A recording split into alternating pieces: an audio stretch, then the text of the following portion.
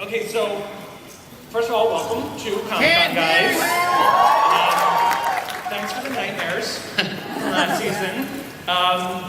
We just saw something that kind of tells us a lot with very little dialogue. Should we take that clip to mean that Ryan is single again? Yeah, I'm single. And I'm wondering, with someone as gorgeous as Connie on this panel, you wouldn't want to waste that kind of energy and chemistry, would you? No, it's, look, I mean, she comes into his life, we jump ahead a year later, and she is a victim of an attack, and we, start a relationship. It only gets so far, but we do have definitely some. All right, so let's talk about last season before we get into the first, for the new season. Clearly, Joe Carroll lives. Was it the plan all along to keep him going into the second season? Yes. For the show, yes, absolutely. Absolutely. Yeah, you don't kill that off. No. I tried. I mean, no, we have more territory to mine with him. It's always sort of the plan. So, and actually, we have. I'd say we have a solid 3-year plan, and I have some ideas for the 4th. And I'm hoping, we'll just sort of. You don't want to so rigid in stone and just say it's going to be this way in the 4th season. We don't know if we'll ever have a 4th season. We'll never know if we get there, but we certainly have like a bunch of different ideas that we're thinking of. And there's been talk, mentioning, the new chapter, and Joe's whole story was that, the hero has to kill the villain. So if the villain is still alive, does that mean that we should expect kind of like a reborn Joe Carroll? Well, yeah, the first episode is entitled Resurrection, and it is sort of what he was saying. He wanted this whole rebirth and this, to be reborn. And there is sort of, a new Joe Carroll when, that surfaces, and a bunch of I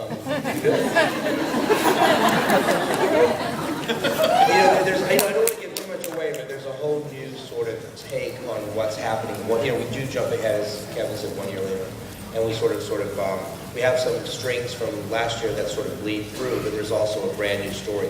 It's a brand new book. I sort of feel like every year we just sort of bring in a brand new story. That's sort of our surviving characters can move through. And what would you consider the things that you've held on to for the new season that will keep fans of your first season happy?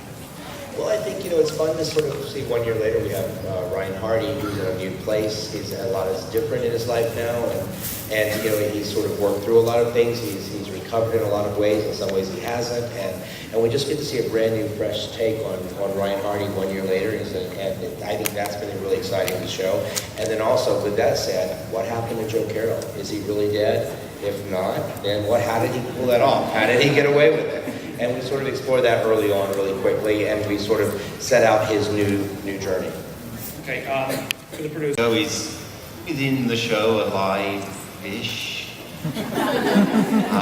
We know that we deal a lot on our show with flashbacks and the like, so he may exist within those parentheses, and he also may exist within the present day. Am I being vague? Good. That's good. Well, then I'm succeeding, because I don't want to spoil. But he is a very romantic character in his own head, anyway. He's a great lover of romantic literature and the words that they're in, and he has a kind of a strange man love for Ryan Hardy. Let's see, I can tell you that I've stopped drinking, and thank you. Thank you. It's been Has Ryan's 5 months. Very proud of that. I am physically doing a lot better, running, working out. My heart is in much better shape. I'm recovering from the wounds from the scene that you saw here. And I think that my metaphorical heart is starting to open up to the possibility of maybe letting someone else in, hence the beautiful Connie Nielsen. And yet, I think there's always going to be a darker side to the Ryan Hardy character. He's just had too much death in his life to completely 100% escape from that. And for the last time we saw her, she was not doing well. No. She did not seem to be the type of person you'd want to mess with. And having seen how she manipulated those guys in just the first season, I could imagine her possibly picking up the mantle of putting together a cult, having her own group. Emma's, capable of pretty much anything she puts her mind to, as we know. Is she capable of picking up the mantle? Of course. I think what we're really going to examine is what she wants, because at the end of season 1, she's lost everything. She's lost Joe, who's been her whole reason for living. So we're going to find out not only how she survives, but what she's living for at this point, and whether that's motivation or not. Being a leader, being involved in the whole town. And I hear that she's made some new friends. She has made friends. She's made new friends. She's picked up some old friends. She's used to having the protection of a group. So she always finds a way to connect with people and use them as she needs. She doesn't seem to be the girl who gets along with other girls. She has some women problems, particularly some mother issues. She does a lot better with men. She knows how to handle men, and she knows who she is with them. She's still, although she would deny it, she still harbors a lot of problems from her upbringing. Okay, and now we need to go to Mike Weston, who was probably one of my favorite character developments last season. Because we met him, right? We met him like a puppy dog, we had a bag, we really like Ryan, and then by the end, it almost feels like, well, you kicked his ass throughout the entire season, which was amazing. But it feels like we might even pick up this season with him mirroring where we met Ryan last season. Like, dealing with the trauma of dealing with Joe Carroll. Yeah, I think that's fair to say. That's what I really loved about the development of the first season. And I think that's, for me, where Mike and Ryan really began to connect was based, I call it the Fight Club episode, where Mike gets kidnapped by Roderick and gets his ass beaten. But he makes a sacrifice for Ryan's love. He sacrifices himself for Claire. And I think that's that moment where Ryan starts to see maybe a bit of himself in Mike. And I think that's sort of where the connection starts to be made between these guys, and that sacrifice. And I think that continues to this season, because let's not forget that at the end of the final episode, Ryan and Mike have kidnapped, tortured, and murdered a follower while he's in custody. So, their journey, and especially Mike's journey, of sort of spiraling downward a little bit, doesn't stop at the end of the first season. So there's lots to mine and some really interesting things going on with Mike in the second season. So while this character is falling apart, we're getting Super Ryan. Like, he's the one who's like, oh, I'm doing great now, let's go for a jog. And we're like, oh, I'm drinking. Yeah. So, all right, so with the new season, I know you can't tell a lot. This is a show that lives and dies on, well, a lot of people die, but lives and dies on spoilers. But what can you guys, the producers, Kevin and Marcos, what can you tell us about the main story? Because it sounds like you almost have a totally different setting, though it's still, you're still in New York, you're filming here, but what is the main big picture here? Well, most of last year took place in Virginia, actually.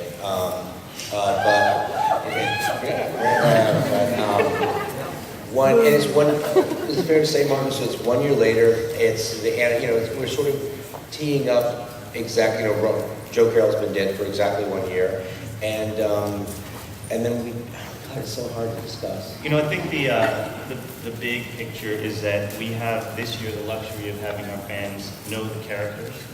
When you go into season 1, there's that learning curve. You start to figure out who you like, who you're rooting for.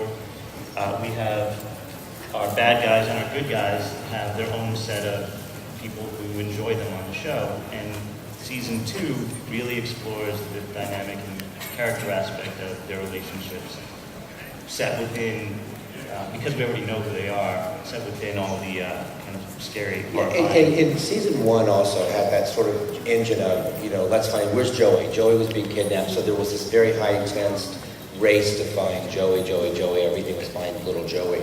And then this year, it's totally different. We have an opportunity now to tell a story about Ryan Hardy.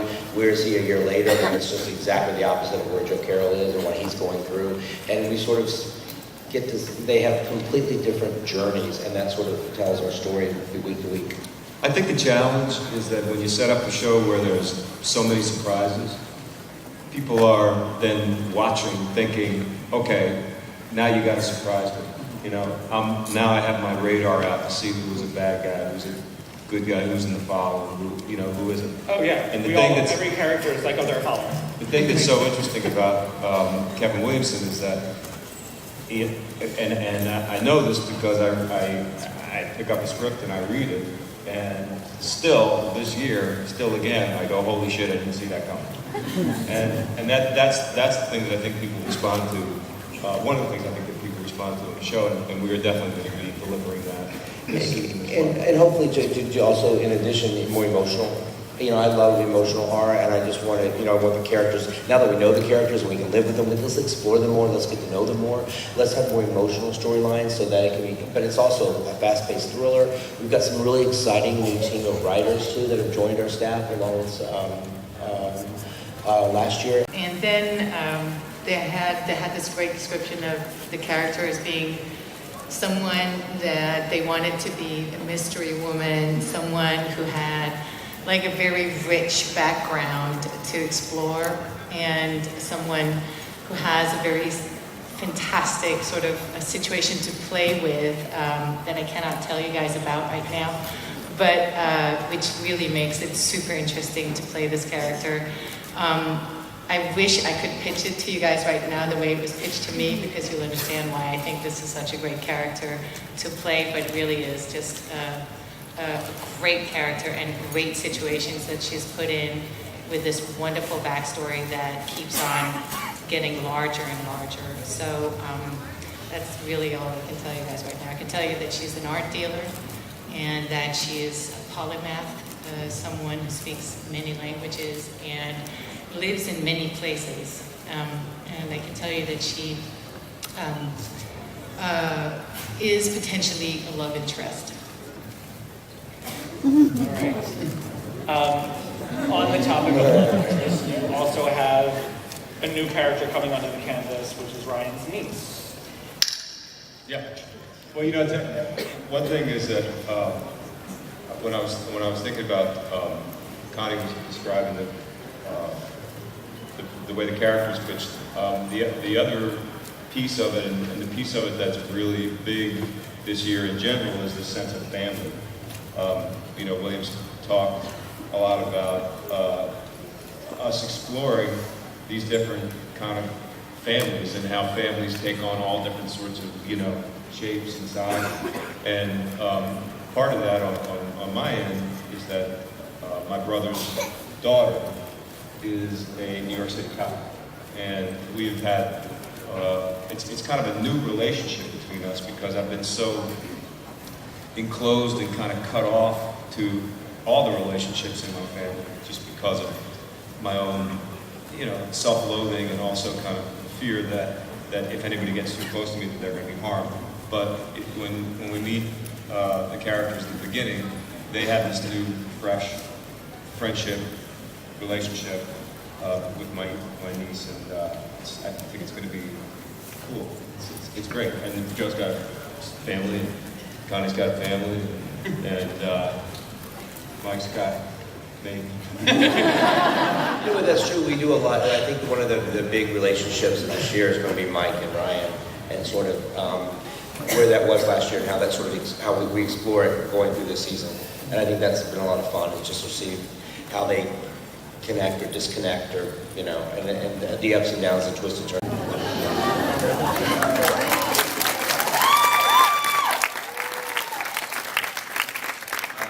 There's black and then there's really, really, really black. So more so in a much more nihilistic way, if that's possible. But you should have to wait and see. There you go. Miss Valerie, how long do we have to wait before we see Emma show back up? Before she shows back Yeah. up. Well, again, I don't want to give anything away, and I think sort of the interesting thing about all of these characters is everyone's setting a new Emma. But so it's going to be a new Emma just as much as it's a new Joe, a new Ryan, a new Mike. So when you see her and how you see her, I won't spoil, but it's going to be a completely different Emma than All right, let's go back over some of our favorite kills from last season. Because that's something you can talk about. Is there anyone you guys killed that you regret?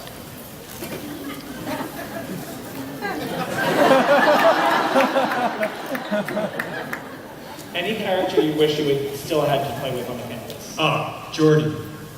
Geordie. I love Geordie. Yeah. Geordie, the security guard. Yeah, I hadn't seen him. Stuffed himself. But he was really devoted to dying. But that death was one of the best deaths I've ever seen. Where he hit the band, but no, I mean, I read that, I went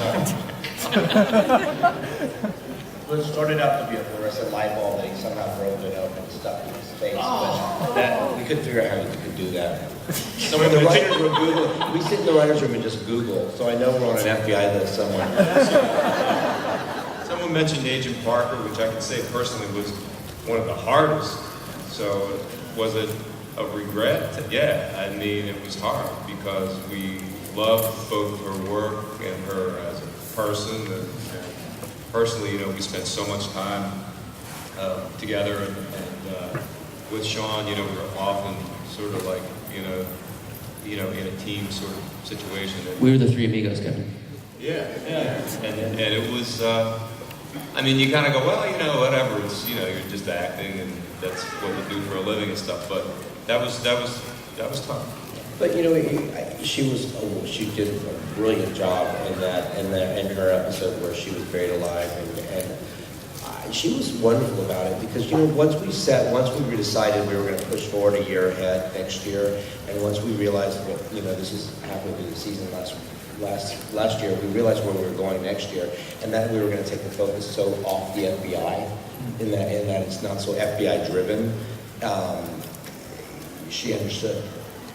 You know, and so we thought, well, I talked to her about it, and she was like, yeah, just make me, if I'm gonna die, I want to go great, make it count. And I said, can I bury you alive? And she was like, You guys must have the creepiest production meetings. Yeah. But you know what? But her being buried, look, she died, and that's something that Mike Weston has to deal with this year. It's like, you know, the trauma. You know, now he's sort of, like you say, he is sort of in the Ryan Hardy position, and now he's dealing with repercussions of his actions last year and the trauma of that. And it's sort of, you know, what's the psychological ramifications of that? How does that push Mike forward? And that's something that we deal with. I think she has feelings about it, and that's one of the unique things about Emma and her kills is as lethal as she is, the people that we've seen her kill in season 1, her mother, like Jacob, were very emotional. It wasn't cold or calculated in that way. They both were very loaded. It was a very intense experience to do that. But at the end of the day, with Jacob, you know, she had no choice really, and it was the merciful thing to do. He was at the end of the road. He was going to leave, either get killed probably by the cult or by the FBI, as far as she knew, and it was one of the kindest things she could do. So she was doing him a favor. Oh my gosh, she's like a hero. I mean, I'm sure that's how you saw it, but Emma, she's such a giver. Have you guys, for the actors, have you ever gotten a script or scene, you know, looked at a scene and thought, oh, hell no, they're not doing this? Like, I know there's surprises, but then there's like, can they even do this on television? Sure. Yeah, all the time. I mean, pretty much every week, I'd say. Yeah. you know, episode 3, I think, was the one where the broadcast Is that a shower? No, this year. I think that's when it got. Well, it's episode 1. There's a pretty End of Act 1 got us. They kind of like called up and said, we need to talk about this one. And they still haven't seen it, and it's pretty bad. I'm kind of scared to show it to them. But and then episode 3 got a little concerning. Yeah, got a Because little of- lively. All about Are they cool about that? world pussy. Yeah. Yeah, right. Oh, yes.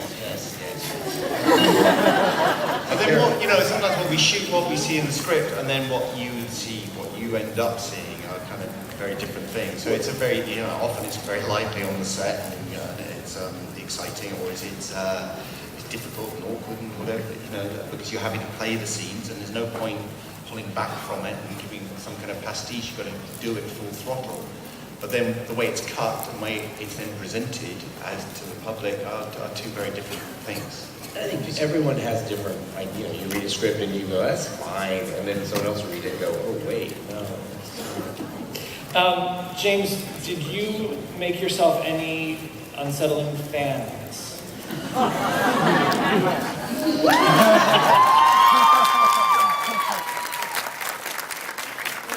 It's been very, it's a very strange response I've had, because I haven't received, now I'll say it and then I will get it.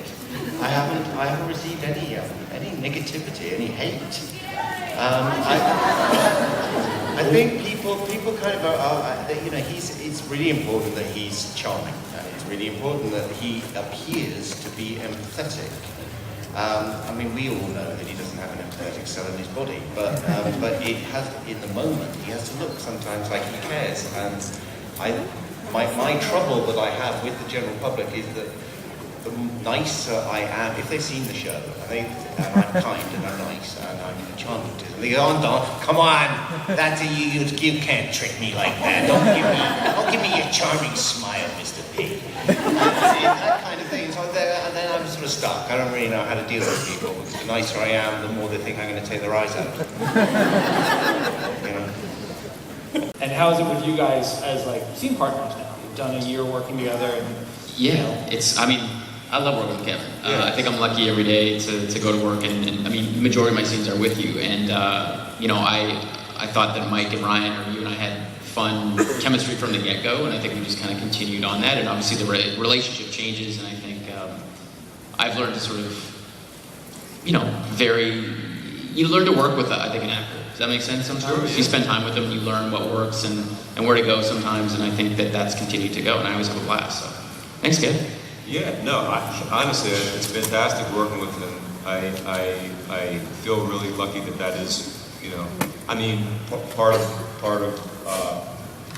part of what's going on with the characters, that he has this ongoing relationship. I think that's one that people responded to, that Kevin saw was working and continued to develop, and it's not unlike any kind of relationship where it's going to have peaks and valleys and bumps and all that kind of stuff. And it's great to go in and roll up my sleeves and work with Sean and work with, honestly, to me, I'm constantly blown away by the people that have agreed to join onto this show, with the quality of actors. And this year with Jessica and with Connie and with these guys, including someone that will come in and do one day and sadly get off.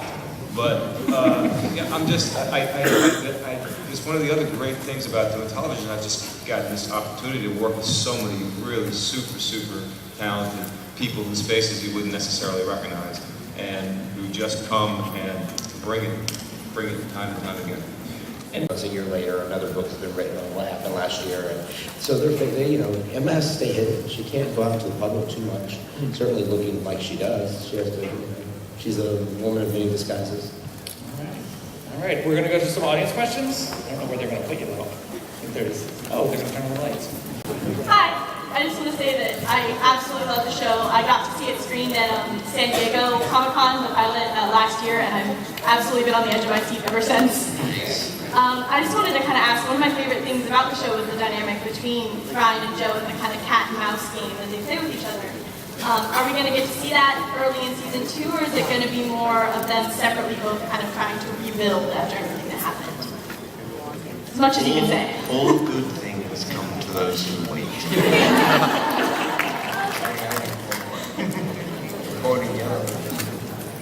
Well, I tell you, this is not giving anything away, but I think that you know, even though, as we've said, we jumped ahead in time and there is a difference, you know. I mentioned that I'm teaching and it sort of speaks to the fact that, you know, we are intertwined, you know, whether or not we're physically in the same place or not.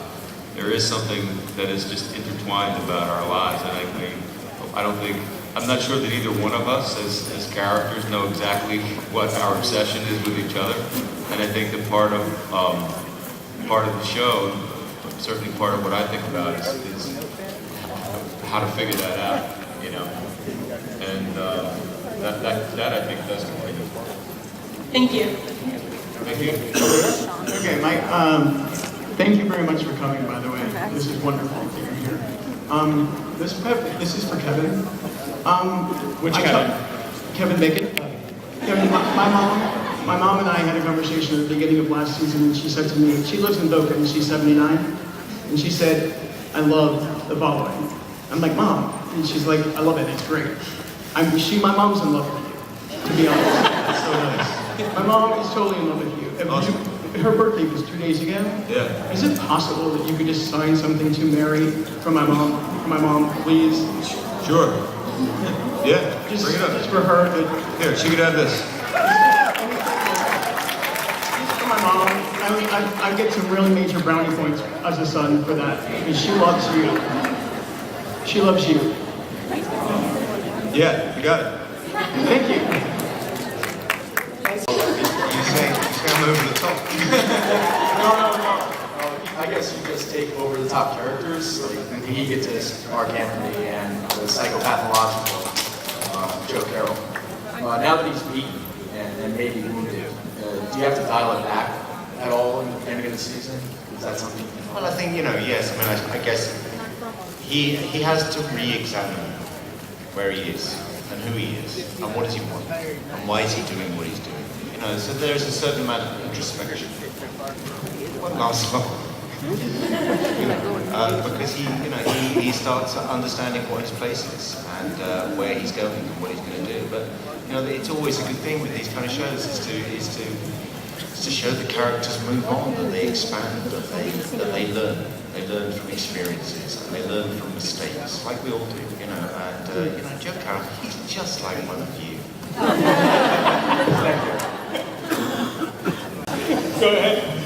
Hi, I'm Laura. I'm from Virginia. I mostly just wanted to say thank you to all of you for creating such a wonderful show. What a great cast. Mr. Parafoy, you look excellent in your leathers.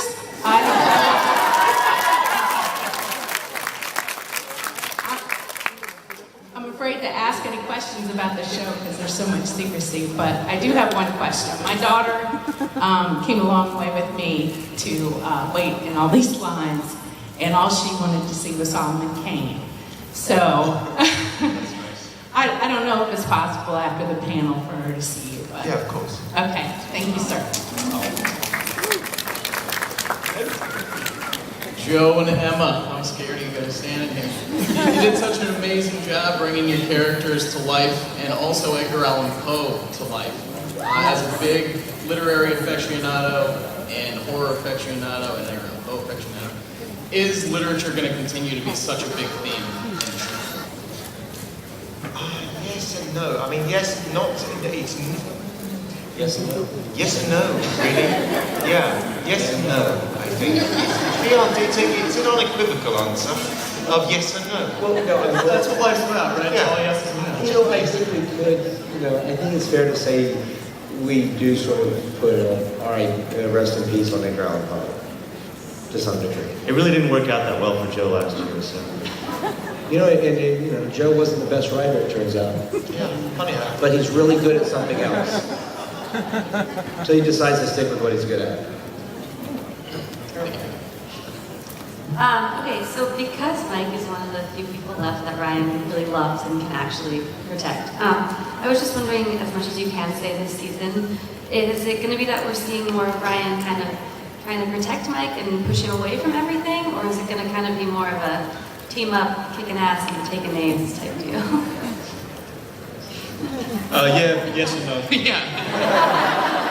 All right. I mean, it's, you know, Well, like I said, I mean, I think that the great thing is that like any other relationship, it changes. It's not going to be at the end of the relationship that we have when you meet us. It's not the relationship that we're going to have in the middle of the season, and it'll also probably change again towards the end. So probably, yeah, all of that. Thank you.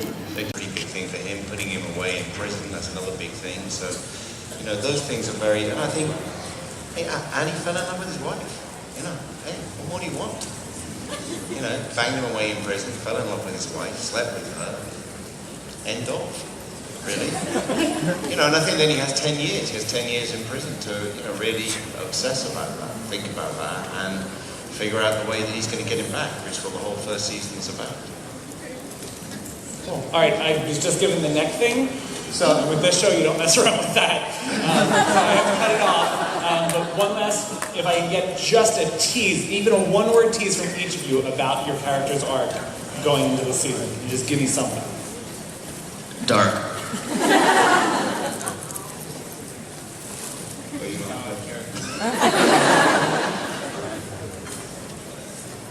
I don't have a tease, but no, I wish I could have one word. I'm sorry. Darkest. But also, I'd like to point out, I've seen that there are some of our crew in the audience, and they are the most awesome.